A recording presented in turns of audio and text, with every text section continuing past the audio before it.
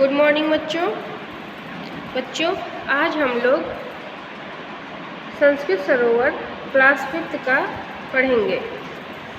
Okay, page number 19।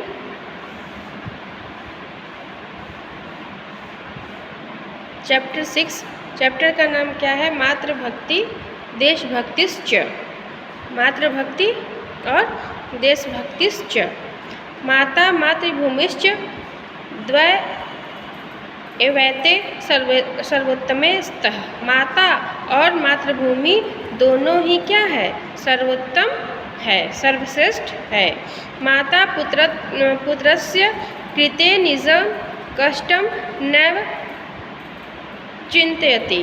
माता अपने पुत्र के लिए अपने कष्ट के बारे में कभी नहीं सोचती है, चिंता करती है। सा सदा सुतस्य सुख चिंता में करोति। वह सदा पुत्र के सुख की चिंता करती है। माता बालकस्य कृते सर्वस्वमपि त्यक्तुं शक्नोति। माता बालक के क्या करती है? माता बालक के हमेशा त्याग करती है। मतलब माता पुत्र के लिए सभी चीज़ त्याग करती है, सभी त्याग कर सकती है सभी चीज़ों का। उसके बाद अतएव जनै मातृ पूजा सर्वदा करणीया। इसलिए हमें माता की पूजा करनी चाहिए। अस्माकं जननी यथा अस्मान् लालयति तथैव इयम् अस्माकं जन्मभूमिरपि अस्मान् पालयति। हमारी जननी मतलब हमारी माता क्या है?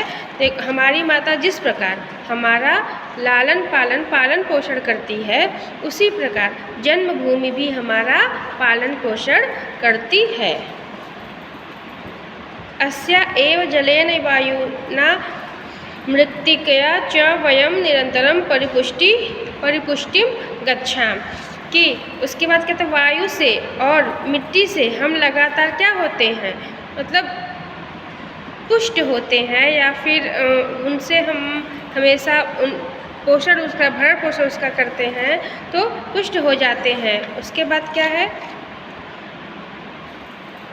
अस्या एव अंके स्वबालमित्रे स्वच्छंदं क्रीडाम। हम इसकी गोदी में क्या करते हैं? खेलते हैं। अतएव स्वदेशं प्रति अस्माकं हृदय सम्मान आदरश्च स्वाभाविक एव। यत्र कुत्रोऽपि गतो मनुष्यं जन्मभूमि सदा स्मरत्येव। अतएव स्वदेशम मतलब क्या होता है? जो हमारा देश है, उसके बाद देश के प्रति हमारा सम्मान और आदर होना स्वाभाविक है। मनुष्य जहाँ कहीं भी सदा जन्मभूमि को जहाँ कहीं भी जाता है, वो क्या करता है? सदा जन्मभूमि को याद करता है। फिर भारतवर्ष अस्माकं जन्मभूमि अस्ति। भारतवर्ष हमारा क्या है? जन्मभूमि है। पुरा चक्रवर्ती भरतो नाम राजा आसीत्। प्राचीन समय में भरत नाम के राजा थे। तेन शासितो देश भरतवर्ष इत्यभिधानं प्राप्तः। अत्र गंगा यमुना नर्मदा कावेरी प्रभृतयः महानद्यः सन्ति। द्राक्षादृढं जम्बू आम्रादि प्रचुरे फले इयं सुफला अस्ति। मतलब प्राचीन काल में भरत नाम के चक्रवर्ती राजा थे। उसके बाद उनके द्वारा शासन किए जाने पर देश का नाम भारतवर्ष पड़ा। यहाँ पर गंगा यमुना और उसके बाद क्या है? नर्मदा कावेरी आदि महानदियाँ हैं या फिर बहती हैं। अंगूर अनार जामुन आम और उसके बाद ये फलों से यह भरी पूरी धरती जो है वो भरी हुई है। और उसके बाद ये जो पूरा आम मतलब क्या होता है? आम। जम्बू मतलब होता है जामुन। और उसके बाद ये क्या बोलते हैं? द्राक्षादि मतलब क्या होता है? अंगूर होता है।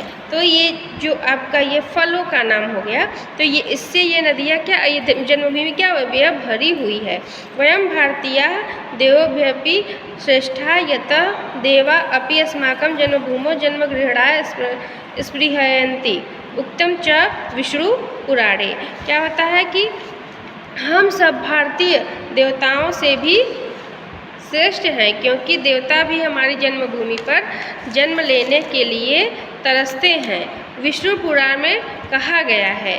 अब देखो ये जो श्लोक है, गायन्ति देवा किल गीत गानी धन्यास्तु ते भारत भूमि भागे स्वर्गा पवर्गा सस्पद मार्ग भूते भवन्ति भूयः पुरुषा पुरस्तातः।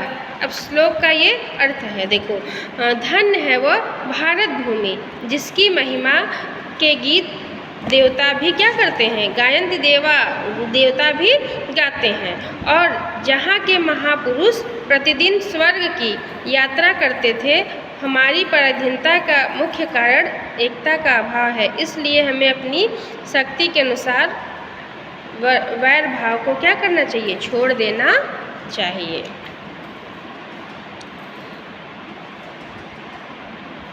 अस्माकं पराधीना मुख्य कारणं वैरभाव अतः अस्माभिः यथाशक्ति वैरभाव जन्मभूमे गौरवधारणाय सर्वैः चेष्टितव्यम्। एतादृशं देशस्य गौरववर्धनाय प्राणा अपि परित्याज्य यतः जननी जन्मभूमिश्च स्वर्गादपि गरीयसी। तो क्या है कि हमें अपने वैर भाव को छोड़ देना चाहिए और जन्मभूमि के गौरव बढ़ाने के लिए सभी को क्या करना चाहिए, प्रयास करना चाहिए, और ऐसे देश के गौरव को बढ़ाने के लिए प्राणों का भी त्याग देना चाहिए, क्योंकि माता और मातृभूमि स्वर्ग से भी बढ़कर होती है। पेज नंबर 20 पे है बच्चों, ये शब्दार्थ है। शब्दार्थ अपने कॉपी में नोट कर लीजिएगा, लिख लीजिएगा, और उसके बाद ये संस्कृत प्रश्नों के उत्तर है जो आप लोग का खुद से कर सकते हैं, करिए, उसके बाद PDF में सेंड कर दिया जाएगा।